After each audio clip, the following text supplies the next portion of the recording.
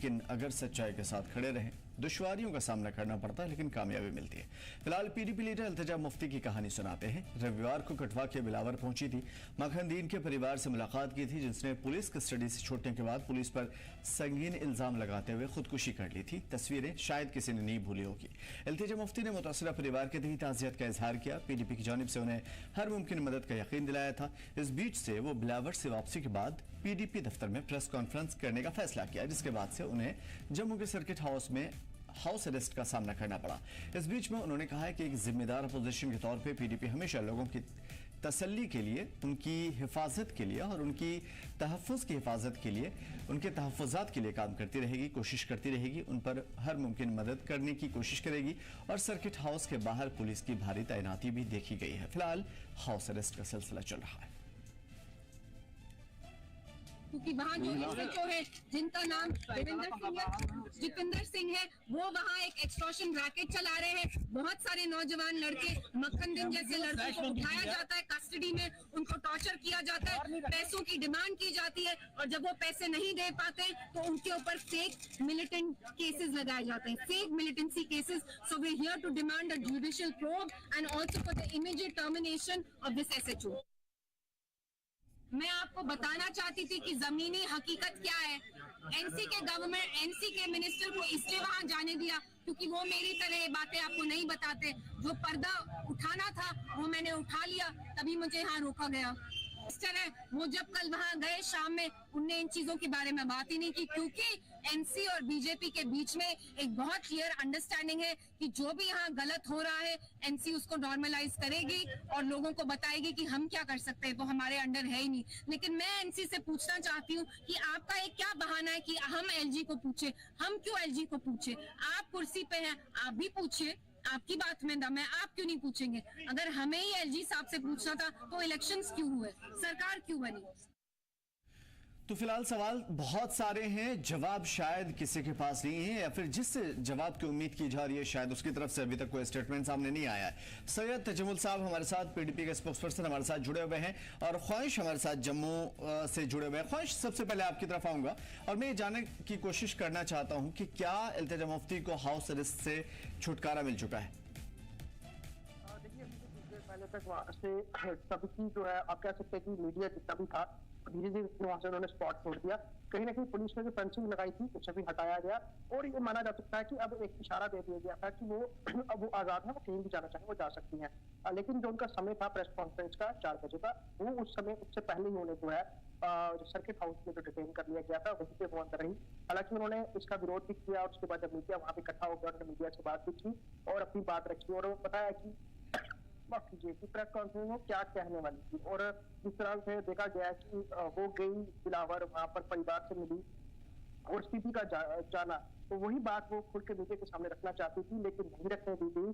इसको लेकर काफी क्रिटिसाइज ने पुलिस को भी किया और कई इल्जाम भी लगाए। इसके साथ ही साथ उन्होंने नेशनल कॉन्फ्रेंस को भी आड़े हाथ दिया और सरकार से कहा कि इसकी जुडिशियल प्रोब जो है वो कराई जाती है। जी, बड़ी बात है और जाहिर है कि इस तरह की चीजें और जो उन्होंने बोला है, जो इल्जामात लगाए हैं, काफी गंभीर भी हैं। खैर, इसकी सच्चाई और गहराई जानने की कोशिश करेंगे। तजमुल साहब, आपकी तरफ आएंगे सीधा।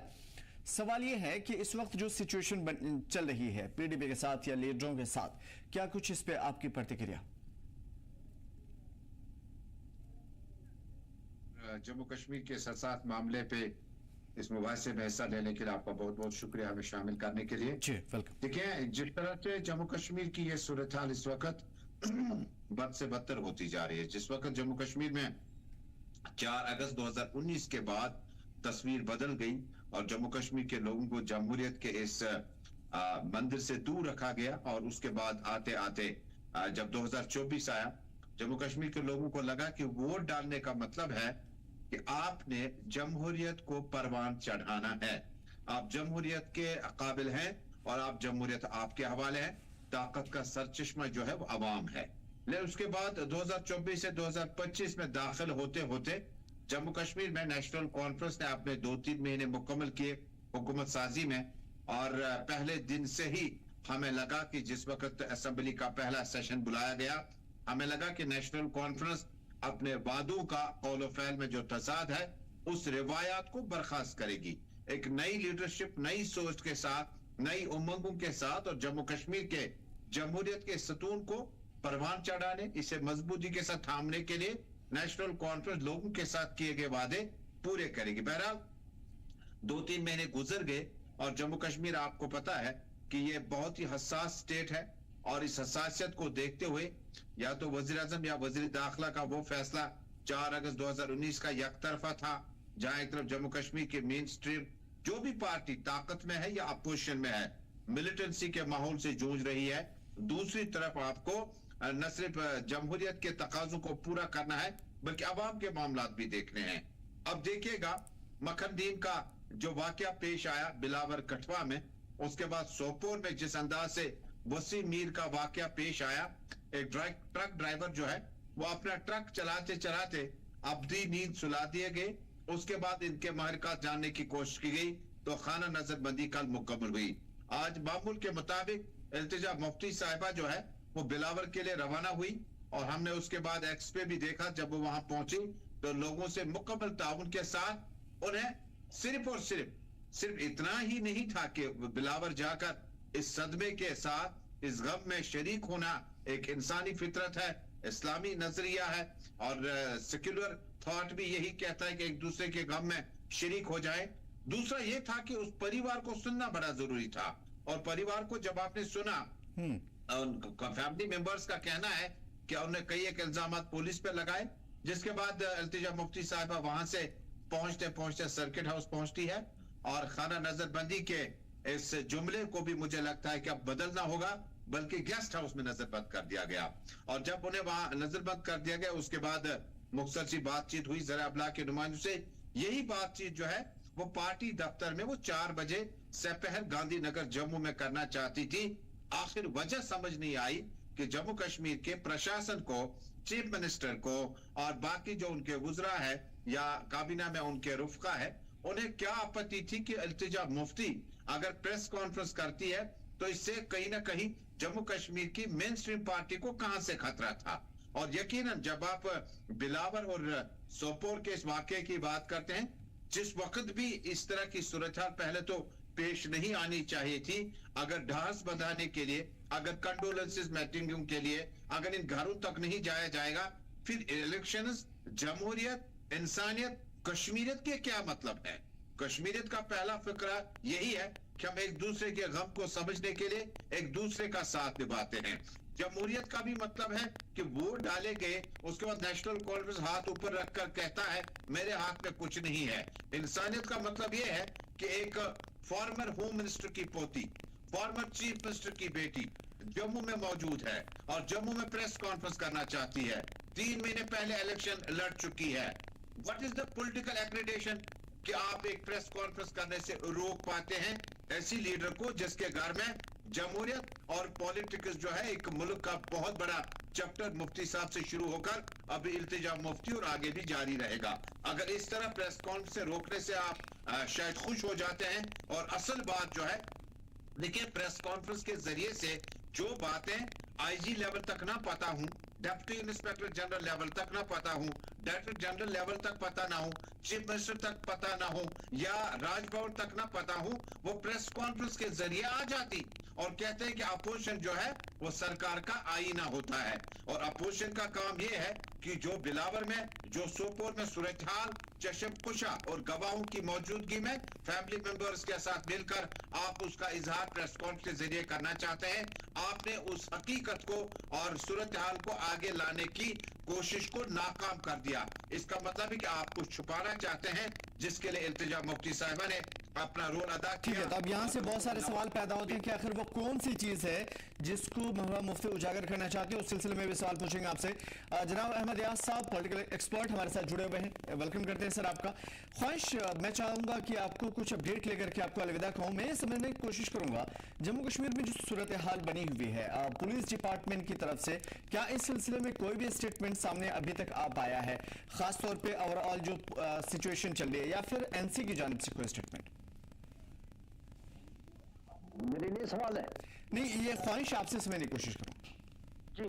जी जी हाँ, देखिए इस समय पुलिस ने इसको लेकर कुछ भी बयान नहीं दिए हैं। हालांकि पुलिस जो है उसके उनके बड़े अधिकारी कहीं ना कहीं बचते हुए नजर आ रहे थे, क्योंकि जिस तरह से वहां पर मीडिया का जमावड़ा था। और क्योंकि अगर आप कह सकते हैं कि फॉर्मर चीफ मिनिस्टर की बेटी है इल्तिजा मुफ्ती, पीडीपी की बड़ी नेता है, और उनको इसलिए रोक देना कि वो प्रेस कॉन्फ्रेंस करना चाहती है, तो कहीं ना कहीं वहां पर पुलिस के अधिकारी थे और उनकी जवाबदेही थी वो उन सवालों से, मीडिया के सवालों से बचने के लिए वो भी आगे पीछे दिखे। इस बीच कई कुछ पत्रकारों से उनकी जो है वो बहस भी हो गई जिस दौरान वो गेट पर खड़े थे। लेकिन ओवरऑल अगर हम बात करें, पुलिस इस पर बोल नहीं रही है। उनका यही कहना था, जिसकी ऑफ रिकॉर्ड यानी कैमरा के बिना वो ये बात कर रहे थे कि ये हमें हिदायतें हैं इसलिए हम ये कर रहे हैं, अदरवाइज कोई बात नहीं थी। हालांकि सिर्फ उनकी मंशा यही थी कि इल्तिजा मुफ्ती जो है पत्रकार वार्ता नहीं कर पाए। लेकिन शायद मुझे लगता नहीं कि पत्रकार वार्ता में भी इतना मीडिया इकट्ठा ना होता जितना उनकी डिटेंशन की खबर के बाद वहां पर मीडिया इकट्ठा हो गया। खुद इल्तिजा मुफ्ती गेट पर आई, हालांकि पहले उनका आर्गुमेंट भी हुआ, पुलिस वालों के साथ वो नजर भी आया, लेकिन उसके बाद एक एक करके उन्होंने कई सारे पत्रकारों से बातचीत की, तो उन्होंने अपनी बात रख ली। लेकिन एक जो उनको संविधान ने अधिकार दिया है कि वो जगह बैठ के अपने पार्टी में तो कहीं पे भी अपनी बात रख सकते हैं, उससे उनको रोकना कहीं ना कहीं फर्जियत जो है वो सरकार की हुई है यहाँ पर। तो क्यों वो इस तरह से रोक रहे हैं? अगर किसी चीज में ट्रांसपेरेंसी में कुछ गलत नहीं हुआ है तो इतना बड़ा नेता है और यही सवाल, बिल्कुल, बहुत बहुत शुक्रिया हमारे साथ ख्वाहिश जुड़ने के लिए। जो सवाल ख्वाहिश ने उठाया जनाब अहमद यार साहब, मैं यही सवाल आपसे पूछने की कोशिश करूंगा। जो सवाल ख्वाहिश हमारे नुमाइंदे हमसे बता रहे थे कि आखिर अगर कोई झोल नहीं है, कोई प्रॉब्लम नहीं है, किसी भी तरह की चीजें आप लोगों से छुपा नहीं रहे हैं और आप दुरुस्त भी हैं, अच्छे हैं, आप लोगों के साथ भेदभाव नहीं कर रहे हैं, तो फिर इतनी ज्यादा हाई लेवल की ड्रामा करने की क्या जरूरत है? अगर एक पॉलिटिकल लीडर कहीं जाती है, कोई किसी से मिलती है और अगर कुछ बोलना चाहती है तो जाहिर है कि उसका जमहूरी हक है। सही बात है, लेकिन जहां तक जम्मू कश्मीर का ताल्लुक है, जम्मू कश्मीर को हालांकि अभी अगर हम देखें उतनी सिचुएशन खराब नहीं है जितना इसको प्रोजेक्ट भी किया जा रहा है और इसके सियासी मुफादात भी उठाए जा रहे हैं। अगर मौजूदा हुकूमत की बात करेंगे तो वो स्टेट को रेस्टोरेशन करने के पीछे छुप रहे हैं, जबकि उनको मालूम है कि यूटी में इलेक्शन उन्होंने लड़े और यूटी में क्या उनकी लिमिटेशन है, फिर भी इलेक्शन लड़े, अब कुछ कर नहीं पा रहे हैं तो स्टेट वो खुद के पीछे छुप रहे हैं। जबकि उनको बहैसियत इलेक्टेड रिप्रेजेंटेटिव कोई भी कानून रोक नहीं सकता है कि वो अपने लोगों के मसाइल को उजागर करे, और वो भी वो नहीं कर रहे हैं कि भाई हमारे पास स्टेट खुद नहीं है। इसी तरीके से बाकी जो भी लोग हैं, बाकी जो भी एजेंसीज है, जो जम्मू कश्मीर के सिक्योरिटी के सिचुएशंस है, जो वहाँ के हालात है, उनके पीछे छुप रहे हैं।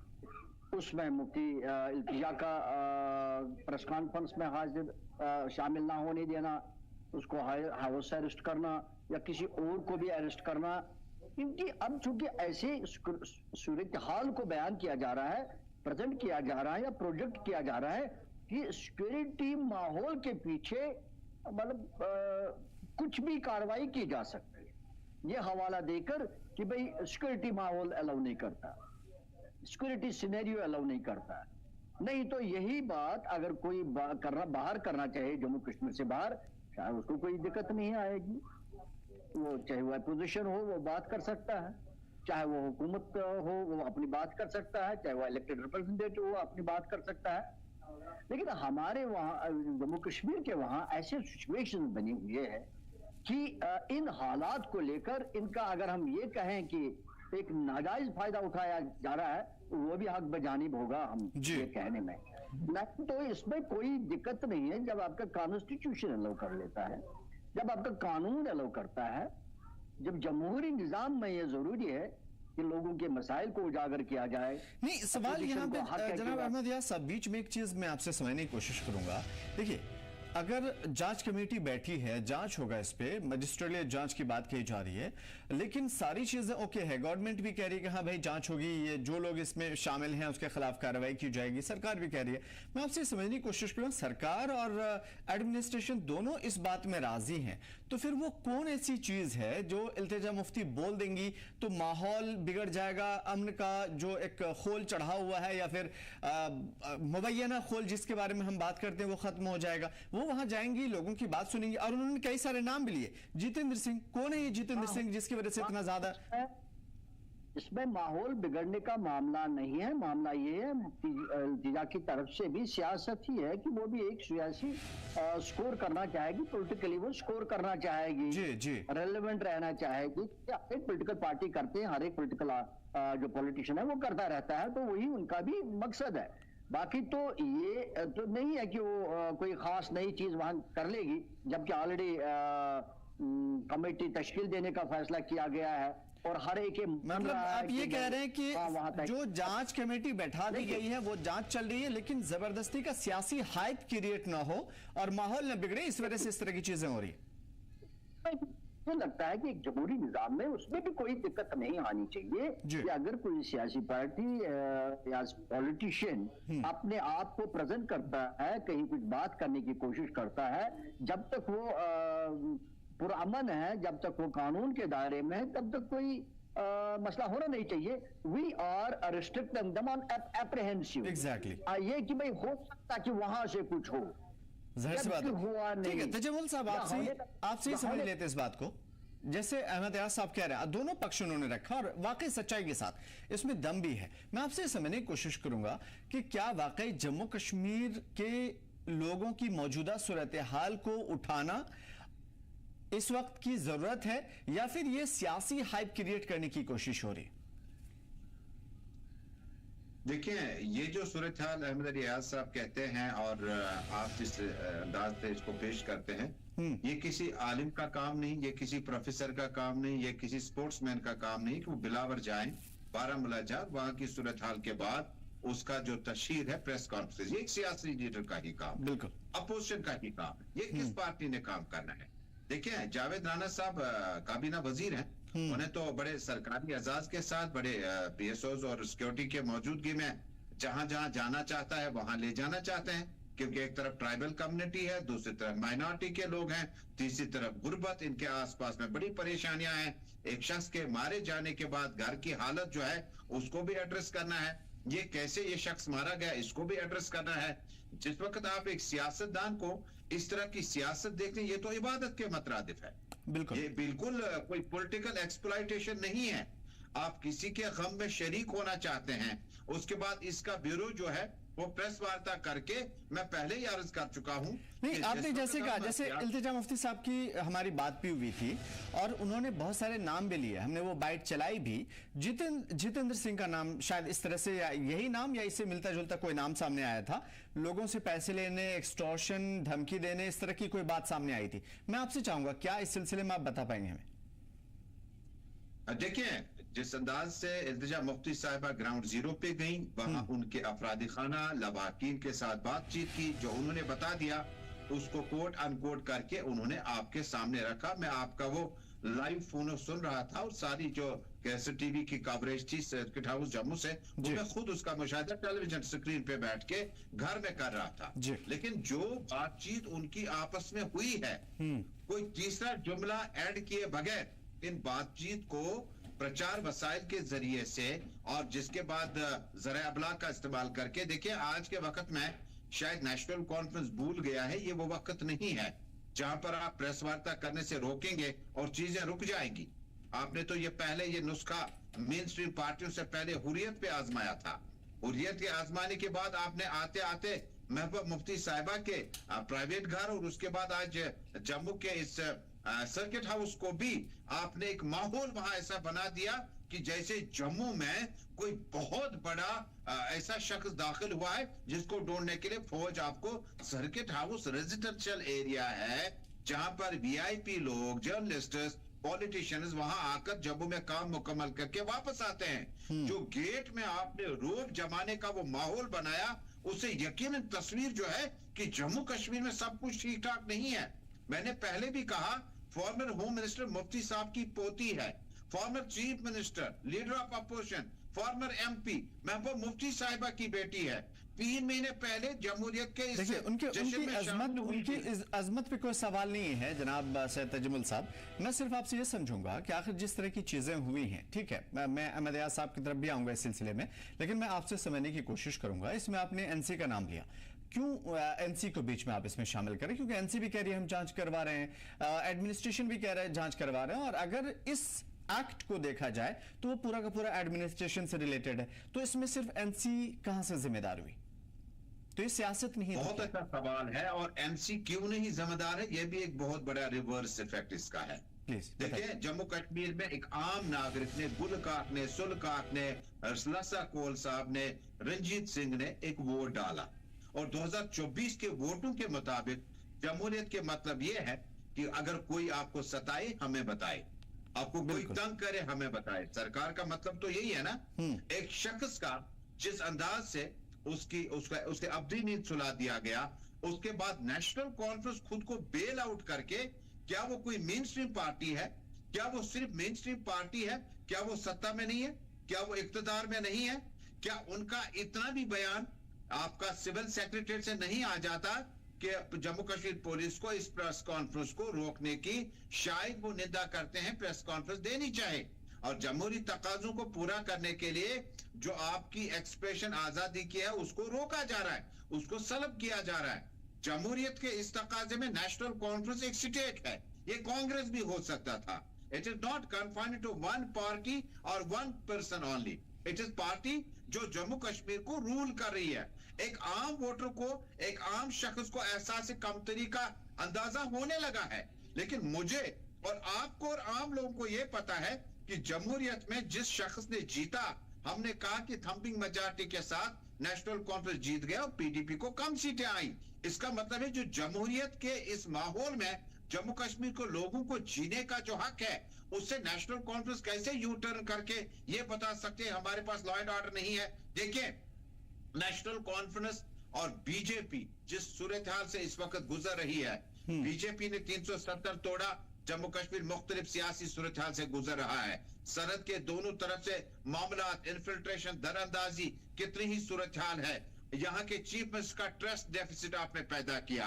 अब उस मामला को छोड़िए, कॉन्स्टिट्यूशनल गारंटी 4 अगस्त 2019 को छोड़िए, 2025 आते आते नेशनल कॉन्फ्रेंस ने 5 साल तक तहिया कर रखा है, जो कोई शख्स मरेगा हम कहेंगे ये हमने नहीं मारा, जो शख्स कोई अस्पताल में जिएगा, जिसका जन्म हो जाएगा, कहेंगे अस्पताल हमने बनाया। क्या जमहूरियत के इस मंदिर में आपने सिर्फ विकास का ही फार्मूला चलाना है? क्या जम्मू कश्मीर के लोगों को जो एहसास कमतरी का शिकार आपकी वजह से होना पड़ा, नेशनल कॉन्फ्रेंस की वजह से आज जम्मू कश्मीर लद्दाख के वासियों को ऐसा लग रहा है कि अमित शाह जी, मोदी जी जो चाहें वो करें। फिर नेशनल कॉन्फ्रेंस के नायब सदर और वजीर आला जो उम्मीदवार इस वक्त हैं, बल्कि हैं उमर अब्दुल्ला साहब का क्या रोल बनता है? नेशनल कॉन्फ्रेंस ने ये सारा मामला जो है ये तय कर रखा है कि जो शख्स मरेगा वो हमारे खाते में नहीं है, जो पकड़ा जाएगा वो हमारे खाते में नहीं है, जिस पे शोर उठेगा वो हमारा नहीं है, जिस पे खुशियां होंगी वो हमारा है। ये कैसे हो सकता है कि आप बजट पे तालियां पिटपिटाते हैं, तालियां पीठ थपथपाते हैं एक दूसरे की, और जब हम ट्रस्ट डेफिसिट की बात करते हैं, गवर्नेंस की बात करते हैं, तो वहां पे कहते हैं आप नेशनल कॉन्फ्रेंस के लिए जिम्मेदार नहीं है। आप कैसे रूलिंग गवर्नमेंट को, जिनके पास मेजॉरिटी है जम्मू कश्मीर, रूरल अर्बन हर जगह से, वहां पे आप खुद को इस सरकार का अगर आप हिस्सा नहीं मानते हैं तो आप बता दीजिए कि हम गवर्नमेंट में नहीं हैं। यानी आपका सरकार से भी कई तरह से सवाल है और सरकार भी इस चीज के लिए जिम्मेदार है पीडीपी की नजर में। लेकिन इस सिलसिले में 2 सवाल पैदा होते हैं, लेकिन उससे पहले मैं अहमद यास साहब की तरफ आऊंगा। जनाब अहमद यास साहब, आप को जितना बेहतर तरीके से मैं समझ पा रहा हूं, आपने कभी भी किसी एक का पक्ष नहीं रखा, गलतियां जहां भी हुई उसको आपने सीधा टोका। मैं आपसे ये समझने की कोशिश करूंगा आपकी जो एक्सपीरियंस है उसके मुताबिक। देखिए, बात तो सही है तजम्मुल साहब का कि हुकूमत आपके पास है, अवाम ने आपको चुना है, अगर अवाम के मसाइल आप नहीं उजागर करेंगे तो कौन उजागर करेगा? आपने एक बार भी आवाज नहीं उठाई। मेरी मुराद एनसी की तरफ है। एनसी हुकूमत ने या उनकी कोई लीडर ने एक बार भी नहीं बोला। आपके लीडर अगर जाते हैं वहां मिलने के लिए तो कोई प्रॉब्लम नहीं, अगर अपोजिशन जाती है जो उसको करना चाहिए और अपोजिशन को ही सबसे आगे रहना चाहिए तो आपको बहुत ज्यादा प्रॉब्लम है। आपकी राय? सही बात है। ये आई थिंक मैंने अपनी शुरुआत में इस चीज का जिक्र किया, क्योंकि आप इलेक्टेड रिप्रेजेंटेटिव, देखिए अभी एक सिचुएशन थी जब आप इलेक्शन के बगैर थे, आपकी हुकूमत नहीं थी, एडमिनिस्ट्रेशन में एलजी एडमिनिस्ट्रेशन में थे, माना जा सकता था एक अलग सिचुएशन। अब चूंकि इलेक्शन हो गए, लोगों ने वोट डाला, बहुत ही जोश खरोश के साथ लोग वोट डाला, और हुकूमत बन गई, लोग मेंबर्स बन गए, इलेक्शन हो गया, इलेक्टेड रिप्रेजेंटेटिव सामने आ गए, तो एक दूसरा माहौल बनना चाहिए, माहौल को तब्दील होना चाहिए। ये जो सूरत हाल अभी सामने आ रही है, जैसे इल्तिजा मुफ्ती जी का किसी को रोका गया या किसी और को जाने नहीं दिया, आई मीन ये सिचुएशन तो अब फिर हम इसको ये कैसे ये नाम देंगे कि हम एक जमहूरी निजाम में रह रहे हैं। अब जब इलेक्शन हो गया वो जमहूरी निजाम में ठीक है, फिर इसको एक इलेक्टेड रिप्रेजेंटेटिव का जो काम बनता है, जो जिम्मेदारी बनता है, तो अगर या तो वो ना करे या उसको करने ना दें, तो फिर वो जमहूरियत कहाँ है। पर जहां तक मेरा मानना है, जैसे मैंने कहा कि जो इलेक्टेड रिप्रेजेंटेटिव्स हैं जिन्होंने गवर्नमेंट बनाई, वो अभी इसके पीछे छुप रहे हैं कि भाई हमारी स्टेट रेस्टोर नहीं है, स्टेट हमारा रेस्टोर नहीं। बिल्कुल। जब उन्होंने इलेक्शन लड़ा तो ये मालूम था कि हम स्टेट में नहीं बल्कि यूटी में लड़ रहे हैं इलेक्शन, और हमारी लिमिटेशंस है। और अब चूंकि मान लिया अभी उनके लिमिटेशंस है, लेकिन क्या उनको अपने मसाइल, लोगों के मसाइल, मतलब तो लोगों के मसाइल उठाने से कौन उनको है कि अगर वो लोगों के मसाइल को उजागर करें, उनको उठाए, उनको कौन रोकेगा? कौन कॉन्स्टिट्यूशन उनको रोकता है, कौन कानून उनको रोकता है? प्रॉब्लम ये है कि वो उठा ही नहीं रहे। दैट इज हमारा इशू भी वही है। ये तो जमुल साहब तो बोल रहे हैं, लेकिन हमारा जो ये बात मैंने शायद पहले भी बता दी, इससे पहले ही बता दी आपको कि भाई आप कौन रोक रहा है? आप तो चीफ मिनिस्टर हो, आपकी लिमिटेशन है। एक एमएलए की क्या लिमिटेशन है? वो तो रिप्रेजेंटेटिव है। बिल्कुल। जब एक आम इंसान बात कर सका कि मेरी ये ग्रीवेंस है, तो जब एक एमएलए बन गया, जब कोई रिप्रेजेंटेटिव बन गया अपने इलाके का, किसी एरिया का, उस एरिया का नुमाइंदगी करने में उनको क्या दिक्कत है? नहीं हो रहा है। This is what I am talking to you कि भाई अब गवर्नमेंट भी इसके पीछे छुप रही है, इलेक्टेड रिप्रेजेंटेटिव्स इसके पीछे छुप रहे हैं कि हमारा स्टेट, यानी सभी की अपनी अपनी मजबूरियां हैं। तजमुल साहब, मैं आखिरी सवाल आपसे समझने की कोशिश करूंगा, अब क्या चाहती है पीडीपी एज अ अपोजिशन? फिलहाल जो रुकावटें हैं आपके लिए